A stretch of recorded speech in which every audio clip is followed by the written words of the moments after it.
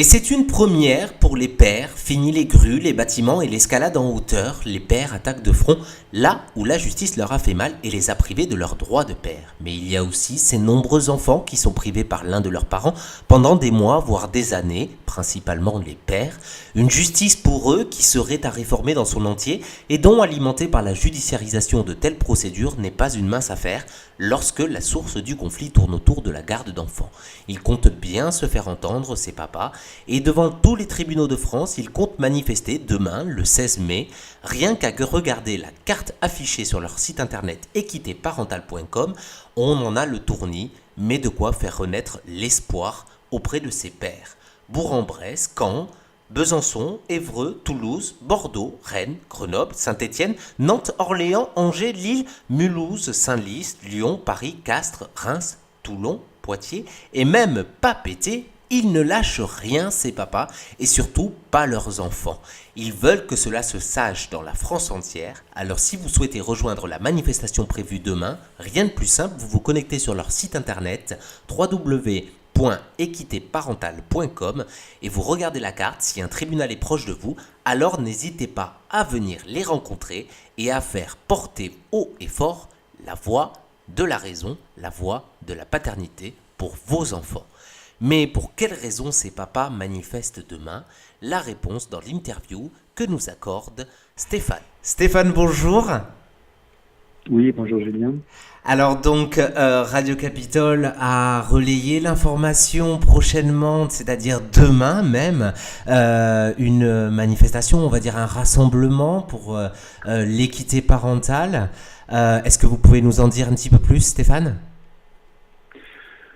Oui, tout à fait. Demain, le 16 mai 2018, sur 22 points de rassemblement en France, se regroupent de manière, on va dire, quasiment spontanée, un grand nombre de parents qui veulent mettre en avant leur demande de respect de leurs droits parentaux de manière équitable et qui demandent donc l'équité parentale, l'application des mêmes lois pour tout le monde de la même manière, la fin des discriminations de genre, une décision de justice de notre pays, et de faire en sorte que lorsqu'on a reconnu nos enfants, qu'on éprouve le désir et qu'on leur fait montre d'aucune inaptitude, et qu'on ait le droit de s'en occuper au même titre, quel que soit au même titre qu'autre parent. Voilà. Donc c'est un mouvement qui s'est décidé il y a 2 mois et demi lorsqu'on s'est rencontré avec Sébastien, et puis avec Gaël. Ça a été extrêmement rapide. On va s'améliorer au fur et à mesure du temps, parce qu'il y a un petit côté bon enfant, et puis on a peut-être fait quelques petites approximations, mais bon, très clairement, quand on voit la façon dont ça s'est passé en 2 mois et demi, 3 mois, il y avait une demande, on était, plutôt que de se mettre tous dans notre petit secteur à faire des actions isolées, on s'est dit qu'on allait faire quelque chose tous ensemble. On était persuadé à l'époque que le projet de résidence alternée du député Laton serait représenté le 17 mai. On a appris après que ce ne serait pas le cas et donc on a été un petit peu déçus. Donc on a maintenu la date du 16 pour expliquer à ces gens que même si notre souci ne leur paraît pas prioritaire, nous, il a quand même une importance dans nos vies qui est extrêmement prioritaire, on va dire. Alors Stéphane, vous êtes un des co-organisateurs national de ce rassemblement. Il y a plusieurs tribunaux par lesquels vous souhaitez vous rendre devant pour pouvoir justement faire entendre la voix de la parentalité. Bourg-en-Bresse, Caen, Besançon, Évreux, il y a un peu plus de 20 tribunaux qui sont concernés, c'est ça ? On est à 22 pour l'instant. 22, ce sont les personnes qui nous ont confirmé. Il est possible qu'à certains endroits, notamment en Bretagne, parce qu'avec Sébastien d'Angers et Gaël de Nantes, il se passe beaucoup de choses en Bretagne. Et puis on est aussi obligé de constater qu'il y a des départements qui sont plus virulents que d'autres. Je pense qu'il y a des gens qui se sont moins bien comportés dans certains tribunaux que dans d'autres. C'est une appréciation personnelle que je tiens au bout de quelques semaines de cette chose-là. Il me semble que l'ensemble des comportements en nation ne sont pas forcément les mêmes. Mais bon, il est fort possible qu'il y ait un peu plus de points que cela, mais ceux qui sont officiels, qui nous ont été confirmés, où les gens se sont vraiment synchronisés avec nous pour tenir un discours commun, pour partager des plaquettes, ce sont ces villes-là. Voilà, ce sont les 22 qui sont listés sur le site équitéparental.com et que l'on retrouve sur les groupes Facebook dédiés par rapport au moment du 16 mai. Alors pour ce rassemblement, Stéphane, vous avez créé un site internet, équitéparental.com. Qu'est-ce qu'on y trouve sur ce site internet? Alors le site est arrivé au fur et à mesure, parce qu'on s'est organisé au fur et à mesure. On a commencé par une rédaction de logos et des affiches en quelques jours. Bon, d'ailleurs, cette communication évoluera un petit peu dans le futur. On évoluera un petit peu sur le nom et sur le logo lui-même. Mais ce sera après le rassemblement lui-même. On s'est rendu compte assez rapidement que l'idée des groupes Facebook était intéressante, mais que tout le monde n'était pas sur Facebook, et puis c'était un petit peu lourd, qu'il fallait centraliser l'information au même endroit. Donc on a fait assez rapidement un site d'une page qui explique tout, où on trouve la carte des rassemblements, où on trouve les matériels de communication à télécharger. D'ailleurs, on dit aux gens, téléchargez le matériel de communication, imprimez-le et envoyez-le au trilat de votre ville. Comme ça, même si on n'est pas devant, ils en entendront parler entre eux, et croyez-moi, ils en parleront entre eux durant l'été, et cette phase de sensibilisation sera effective. On trouve aussi les philosophies et revendications du mouvement. Pourquoi est-ce qu'on fait cette chose-là? Quelles sont nos demandes? Parce que nous avons 7 demandes que nous avons listées. La justification philosophique de ces demandes, des questions-réponses pour expliquer pourquoi nous faisons ainsi. Il y a un document de 4 pages qui est téléchargeable et consultable. On trouve la liste de tous les groupes Facebook. Il y en a un par département. Alors après, c'est à la fois bien et pas bien. Je veux dire, c'est pas parce qu'il y a 4 personnes sur un groupe Facebook que personne n'ira regarder ce qui se passe dans la ville en question. Mais c'est un moyen de centraliser qu'on n'a pas trouvé mieux. Là, l'avantage, c'est qu'on met les informations à un endroit. Quand on peut, par exemple, le groupe, le 01, le groupe dans l'Ain, ça nous permet de centraliser les informations pour le rassemblement de l'Ain qui a lieu au Bourg-en-Bresse, de 10h à 17h. Les gens, même s'ils ne sont pas membres, comme le groupe est public, ils peuvent aller voir ce qui se passe sur leur département. Et ils ont accès donc aux horaires, aux documents de communication, aux vidéos, au matériel de sensibilisation, etc., etc. Donc chacun peut voir ce qui se passe par rapport à son département et regarder s'il a été redirigé sur Paris ou si jamais il se passe quelque chose dans son département à lui. Il y a ensuite une levée de fonds parce qu'on voudrait faire un sondage IFOP. On a cette prétention, cette volonté de faire un sondage national avec un communiqué de presse qui irait sur Reuters, l'AFP, et puis qui serait communiqué aux médias nationaux, ainsi qu'aux télévisions, TF1, France 2 et autres, un sondage sur l'équité parentale, sur un sondage à destination de parents, de personnes concernées, leur demandant quel est leur avis dans la résolution des conflits, parce que le souci se passe effectivement uniquement dans la résolution des conflits, des situations conflictuelles, quand tout se passe bien, on n'est pas là pour intervenir, les gens se débrouillent très bien entre eux. Notre souci, c'est lorsqu'il y a un désaccord, et il faut que nous ayons une gestion des conflits qui soit à la hauteur de notre pays, par rapport à notre place dans le monde et dans l'Europe. Pour cela, on peut aussi demander l'avis des gens. Cette chose-là est payante, ça coûte pas très très cher. Quand on voit que certaines cotisations sont à 3 chiffres dans certaines associations, on a besoin d'un petit peu de sous, donc on a mis un lien vers cette chose-là pour faire une cagnotte en ligne, c'est une levée de fonds en ligne. Nous avons aussi le communiqué partenaire des associations qui manifestent en nous rejoignant. Donc J'aime les 2 parents de Lille, SOS Inclusion parentale de Paris de M. Claude Méris, qui ne manifestent pas parce qu'eux, ils négocient avec la chancellerie et les députés, mais qui sont sympathisants de ce que nous faisons. La BDPE de Gaël à Nantes, pour moment séparé 49, Sébastien Danger, le SOS des Papas de France, qui est mon site que j'anime depuis maintenant 1 an et demi, de Tahiti, de Raphaël Wittenberg. Il faut savoir que le problème n'est pas qu'en métropole, il est aussi là-bas. Donc nous aurons aussi un stand et un temps d'accueil devant le TJ de Papeete, en Polynésie. Nous avons aussi père-enfant-mère, avec M. Besson, qui sont très présents sur le qui ont publié un communiqué officiel, disant qu'ils nous rejoignaient. Ils auront aussi un stand à Grenoble. Ils le font à la fois au nom de leur association, mais aussi en reprenant le thème national.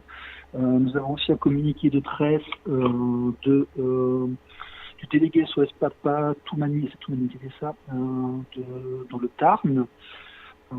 Ça, ce sont ceux qu'on a pu rassembler, parce qu'il y en a peut-être d'autres. Et donc vous avez quelque part... Pardon ? Excusez-moi Stéphane, vous avez donc quelque part rassemblé les personnes qui sont dans une situation douloureuse au niveau de leur parentalité, mais aussi beaucoup d'associations qui vous rejoignent et qui sont d'accord avec notamment un terme qui a énormément changé, c'est qu'avant on parlait d'égalité, aujourd'hui on parle d'équité.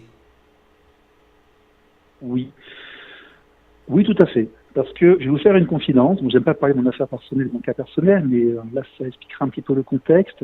J'ai vécu plus de 10 ans à l'étranger. Je suis rentré en France en fin 2014, lorsque mon souci personnel est arrivé. Et j'ai été atterré de voir la façon dont se déroulait la résolution des conflits familiaux dans notre pays par rapport à ce que j'avais vécu. J'ai vécu sur plusieurs continents, dans plusieurs pays, dans plusieurs civilisations, de par mon métier. Et puis je me suis dit, alors, lorsque une situation comme cela est aussi critique, qu'est-ce qui se passe? Quelles sont les réactions? Quelles sont les forces de réaction? Comment est-ce que les gens de la société veulent faire évoluer cette chose-là? Vous avez J'étais aussi analysé. atterré. J'ai essayé d'analyser la situation et je l'ai trouvé assez, comment dirais-je, j'étais très déçu par ce que j'ai trouvé. Voilà, j'étais très déçu par les institutions et j'étais très déçu par les forces de réaction populaire, par des gens qui n'arrivaient pas à s'entendre, dès qu'on s'approchait un petit peu des diverses associations, ça sentait le conflit, les intérêts personnels, les luttes d'espace, les demandes de subventions. C'était pas forcément très intéressant. Et surtout, on voyait pas grand-chose en ressortir. Donc, je me suis demandé, j'ai passé 1 an à faire des interviews, différents acteurs du domaine pour essayer de comprendre ce qui se passait, dans quel écosystème je vivais. Je leur ai demandé, qu'est-ce que vous pensez de faire une sorte de fédération où chacun, en fait, garde son identité, mais où ponctuellement, on pourrait tous ensemble, au même moment, faire des choses pour faire passer un discours, une action, ou une sensibilisation. Et c'est un peu état d'esprit. J'aime mes 2 parents de Lille ne cesse pas d'être j'aime mes 2 parents, si vous voulez. Ils n'ont pas à être d'accord avec 14 affiches. Ils n'ont pas à être d'accord avec 100% du discours qu'on a construit. Et il se trouve qu'on se rejoint tellement sur l'essentiel qu'ils sont d'accord pour, le même jour que nous, faire la chose au niveau local en mettant leur impact personnel et leurs adhérents dans la balance, tout en bénéficiant d'une communication commune nationale qui font que à Lille, à Bourg-en-Bresse, à Mulhouse, à Nantes, à Toulouse, à Lyon, on fait la même chose au même endroit, dans le même but, plutôt que de faire chacun dans son sens. Voilà. C'était un peu l'idée initiale, et lorsqu'on a parlé avec Sébastien et Gaël, on s'est dit, voilà, on va essayer, on va voir, on va essayer de le faire. On a créé le groupe, on a eu 200 ou 300 membres sur le groupe en quelques jours. Vraiment, ça a commencé à frétiller, puis il y a une petite effervescence, et puis on a dit voilà, donc on le fait. Et puis on est en train de le faire, et ça va se faire, et ça arrive demain. Voilà. Alors, sur votre site internet, ce que je m'aperçois, c'est qu'il y a des phrases qui sont révélateurs de la situation aujourd'hui. On a, tous ensemble pour l'équité parentale, on a papa, maman, c'est pour la vie. Et on en a un qui nous interpelle, les mamans avec nous. Pourtant, le groupe s'appelle les papas modernes. C'est que vous invitez les mamans à faire partie de votre manifestation? Alors, l'idée initiale, quand on a construit le logo, c'était de faire une réponse en fait aux avancées sociétales féminines, de valider l'entrée des pères contemporains en fait dans l'espace de la famille, mais de se dire par contre que cette énergie, cette force devait être faite par les papas, si vous voulez. Quand les femmes sont allées demander le droit de vote et leurs différents acquis à l'Assemblée nationale, les luttes ont été violentes. J'ai regardé les arguments, j'ai regardé les interviews, les vidéos de l'époque. On a entendu certaines choses qui aujourd'hui nous paraîtraient absolument inconcevables. Ça a été quand même, je vais le redire, ça a été relativement violent, mais ça a été à l'initiative des femmes, et ensuite les hommes leur apporté leur soutien, et il ne reviendrait à l'idée de personne de remettre en cause ce genre de choses, si vous voulez. Donc l'idée, c'était, et d'ailleurs dans le document philosophique qu'on a, c'est la question-réponse, pourquoi papa moderne? C'était une translation des espaces d'un équilibre homme-femme, en fait, c'est l'avancée du père de la famille. Alors après, si vous voulez, à force de discuter et autres, on va faire évoluer ce logo. Équité parentale papa moderne va devenir équité parentale parent moderne, parce qu'on n'est peut-être plus dans une logique d'il y a 50 ans, et qu'en fait nous voulons tous la même chose, et qu'il y a énormément de femmes qui ont très bien compris cette chose-là, pour des raisons, si vous voulez, dont on pourra discuter ensuite, et que je pense qu'il faut demander cette chose-là tous ensemble. Même si évidemment l'initiative, la force, la pulsion originelle vient des pères. Nous, ce qu'on veut, c'est arriver à l'équité, à l'égalité, au moitié-moitié. que ce soit par rapport à la famille. Mais en fait, c'est une égalité qui est déjà arrivée. Nombre de mes amis, surtout dans les jeunes générations, s'occupent de leurs enfants en bas âge, de participer à leur éducation, leur font des devoirs, s'occupent d'eux. Le jour où ils ne s'entendent pas, ils ne comprennent pas que des gens en toge, puis un monsieur derrière un bureau ou une madame leur dit ah ben c'est bon, vous les verrez plus grandir et vous aurez accès à 10 jours toutes les 2 semaines, c'est terminé, c'est comme ça, ça a toujours été ainsi, pourquoi ça changerait, c'est comme ça qu'on va faire. C'est un choc d'une violence inouïe. Certains le vivent très mal, ils font de très très grosses bêtises envers eux-mêmes ou envers les autres, parce que dans leur vie de tous les jours, avant d'arriver au clash, c'était pas comme ça. Voilà. Donc il faudrait expliquer aux décisionnaires et aux gens qui prennent ce genre de décision que dans nos vies de tous les jours, il faut qu'on trouve, et ça c'est une affiche, mais c'est une des plus importantes, il faut qu'on trouve une solution pour réussir à élever nos enfants ensemble, même lorsqu'on ne s'aime plus. Voilà, les enfants, on les a fait ensemble. C'est pas la faute de nos petits si on se sépare et qu'on a un conflit. Nous sommes une société occidentale qui, contrairement à ce qu'on peut trouver au Maghreb ou en Asie, se recompose énormément. L'accélération de la recomposition des familles fait que les couples se font et se refont. La sensibilisation des mamans et des papas auprès des problématiques des autres qu'eux-mêmes s'accentue de par cette recomposition et la multiplication des rencontres et des cellules familiales. Et tout le monde est d'accord avec cette chose-là. Quand on fait un enfant, il a besoin de ces deux composantes, sa composante masculine, sa composante féminine, son papa et sa maman, vous l'appelez comme vous voulez, un parent ou parent deux. Il faut trouver une solution. Il n'est pas normal que l'un des deux se mette dans un coin, se sacrifier, donner toutes les clés à l'autre et devenir uniquement un sponsor, un partenaire de loisirs et puis un émetteur de chèques. Si vous avez fait votre enfant, que vous l'avez reconnu, que vous n'avez rien fait de mal, que vous en avez le désir, que vous avez le droit de transmettre vos valeurs, vous avez le droit de participer à l'éducation de votre enfant, de le voir grandir. L'intérêt supérieur de l'enfant, c'est aussi, quand on y réfléchit, l'application de l'autorité parentale de ses éducants. Merci en tout cas pour toute cette explication, Stéphane. On rappelle donc le mouvement national spontané qui sera demain, équité parentale, papa moderne, devant tous les tribunaux. Est-ce que vous pouvez nous redonner quelques petits points des tribunaux qui sont organisateurs de cet événement? Tout à fait. Alors on va les lister ensemble. À Bourg-en-Bresse. Alors attendez, vous savez quoi? Je vais prendre le document en question. Je vous prie de m'excuser, je vais sur une page internet de travail. Alors si c'est sur la page internet, voilà, c'est ce qu'on a. On a Bourg-en-Bresse, Caen, Besançon, Évreux. Alors à Bourg-en-Bresse, vous aurez Éric Perry qui vous accueillera avec Victor. Je descends un petit peu à Caen, vous avez Jean qui sera avec vous. À Besançon, vous aurez Agnès et Jean-Yves. Ce sont des gens que je connais, parce que je trouve que je suis né à Besançon, je connais leur histoire, ce sont des gens très gentils. À Évreux, il y a Michel Perron et Popeye qui vont vous accueillir avec Alan. À Toulouse, il y a Oussine et Alexandre qui vont tenir un stand, qui ont prévu une banderole, une bannière et autres. À Bordeaux, ils sont très actifs. Il y a Eric, Frédéric et Greg avec leurs compagnes. Alors, ils ont fait une bannière de 4 mètres sur 80, ils ont décidé des choses et tout. Enfin, voilà. À Rennes, il y a Michel Dufay. À Grenoble, il y a Monsieur Besson, de père enfant mère. Il y a Anthony et Virginie à Saint-Étienne. À Nantes, il y a Gaël qui est très dynamique, qui a prévu un itinéraire, donc il y a un rassemblement, il y a un itinéraire des porte-voix et puis ils vont devant le tribunal. À Orléans, il y a Jean-Luc et Sébastien. À Angers, il y a Sébastien. Donc Sébastien qui dirige qui est coordinateur, le mouvement aussi, qui est l'initiateur de l'idée, lorsqu'on s'est rencontrés et quand elle était voir Gaël ensuite. À Lille, il y a un travail formidable qui est fait par Renaud et Rémi avec un lâcher de ballon à l'association J'aime les deux parents. Donc, je pense qu'il y aura un stand, ils ont fait plein de choses, ils ont prévu des bannières et autres. À Senlis, il y a Fabror qui va vous recevoir. À Mulhouse, il y a William et Dieudonné, M. Dieudonné-Boros. À Lyon, il y a Alexandre Banovic et puis Guillaume qui ont prévu quelque chose, aussi une animation. Je serai à Châtelet avec Carlo Pomposelli demain, 9h à 18h. Donc le plan pied de Châtelet en face du Châtelet, en face du TGI. À Castres, il y a M. Toumani qui fait un travail formidable avec Nicolas Vinto, qui a prévu quelque chose aussi, qui a prévu un stand. En fait, un peu partout, on met 2 tréteaux, une planche, des tracts, et puis on discute avec les gens. À Toulon, il y a Patrick et Bruno Luigi Rota. Alors, il faut savoir qu'on a des gens pour accueillir les handicapés et les sourds, notamment à Paris et à Toulon. Nous avons des interprètes de langue des signes qui seront là aussi pour discuter et recevoir, parce que Moi, je suis également atterré de voir ce qu'on dit à nos amis handicapés, sous prétexte qu'ils ont un handicap, ils n'ont pas le droit de voir leurs enfants. C'est quand même extrêmement anormal, ce genre de choses.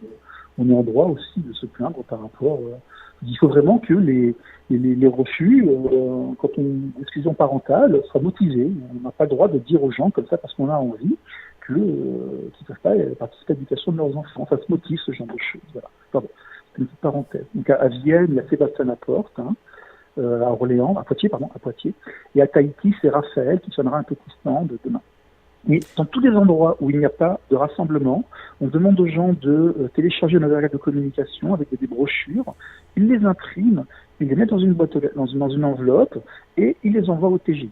Voilà. Comme ça, cet été, lors du prochain code de la magistrature, vous aurez l'ensemble des présidents des tribunaux de France et des juges qui vont se parler entre eux, qui vont regarder nos 7 revendications, qui sont l'abolition en premier des discriminations de genre, la justice familiale, qui sont la justification des demandes et des refus de demandes de résidence alternée, qui sont la lutte contre les OGG pour qu'on ne puisse pas faire déménager un enfant pour pouvoir priver l'autre parent de son autorité parentale, qui sont effectivement le renforcement de la lutte contre l'autorité parentale. Par exemple, il n'est pas normal qu'une association, qu'une structure ou qu'une personne vous empêche d'avoir un lien normal avec votre enfant, l'application des lois, surtout la fin du modèle commercial des placements abusifs. J'ai découvert quelque chose qui est immonde, c'est que des sociétés, des organismes touchent beaucoup d'argent pour placer des enfants, donc ils ne justifient pas les placements, ils ne cherchent pas de solutions autres, et ils gagnent de l'argent en allant piquer les gosses à leur famille sans justifier pourquoi ils le font,